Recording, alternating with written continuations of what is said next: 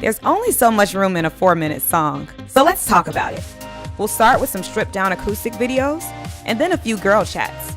From self-love, dating, and relationships to chasing our dreams, no topic is off limits. There are lots of laughs, but it also gets deep. Join us as we bare our souls in the Beyond the Song series. One last thing to wrap us up. If you could share a message to, let's say, your younger dating self, if you will, what would you share? Like whether that's a young girl that was in a relationship or a young girl dating or coming into puberty and being now of age and noticing your body or whatever it may be, what would you, well, one, what was your experience? And then two, what would your lesson be or your message be to that person?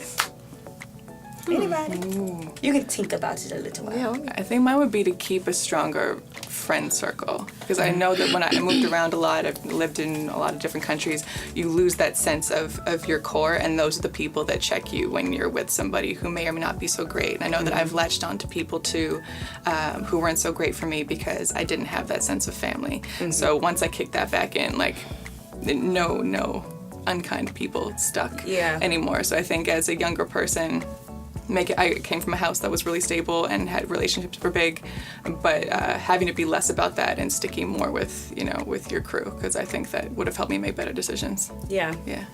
What about you, Erin? I guess I would just tell myself to be patient, because I dated a lot, but I never had met anybody that I just really felt like I clicked with.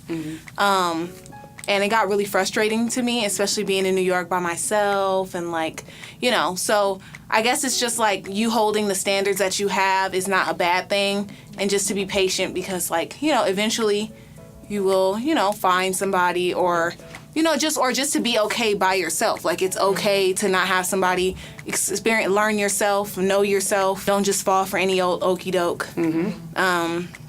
And don't just be with somebody just because you don't want to be by yourself. Learn to just be okay with being by yourself. Yeah. I would probably say, and I think I kind of spoke to it a little bit earlier, with me, it's funny, I was raised in a household that was very much about instilling confidence within you. So I just had a whole lot of confidence. I thought I was the stuff or whatever for a very, long time. But as I mentioned, going into a relationship, it kind of made me start to feel a certain kind of way about myself. Am I cool? I mean, I thought I was the stuff, but the way you're acting, maybe I'm not okay. Okay, really? This is how you think you should treat me? Or whatever it may be. And, the guy is great. It's no shade. We're friends and stuff. But that experience kind of just made me it impacted, I think, my self-esteem a little bit until I was able to, and I didn't, you don't realize it until later that, oh shoot, you're tripping, really. So my lesson to my younger self is to maintain what you know about yourself, know who you are, and don't allow anybody to tell you anything different, treat you anything less than what you know you should be treated, or treat you terrible. It just should not happen. A person should treat you like a queen. So I would say, lesson to my younger self and to any younger ladies, to know who you are and make sure you're treated as such. What about you, my darling? Mine are two things. One is you pretty much summed it up.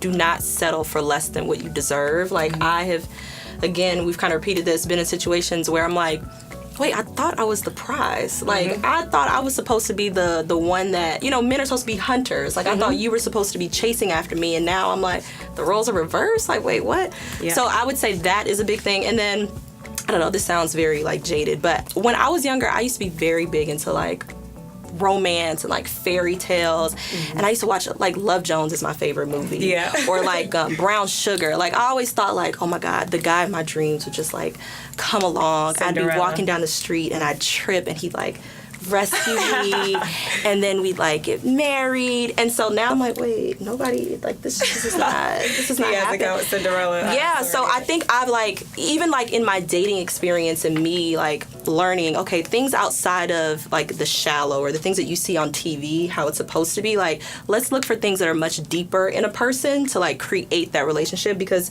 it's a lot of work and it's not as simple as you just meet someone and he just understands everything about you and he just ends up falling in love with you and you fall in love with him. There's so much more you have to navigate through. Yeah. I love it. Well, thank you all so much. I appreciate you sharing your stories and experiences in New York and Cali and Canada and Texas, Houston in the house, Chicago as well. Hopefully this was helpful to someone, and share your story, share your thoughts. We'd love to hear from you as well. Well, thank you, ladies. No problem. Again, this Thank is you. Ashley, it's Kiana, I'm Tamish, and this is Erin over here, and we hope you enjoyed. Take care.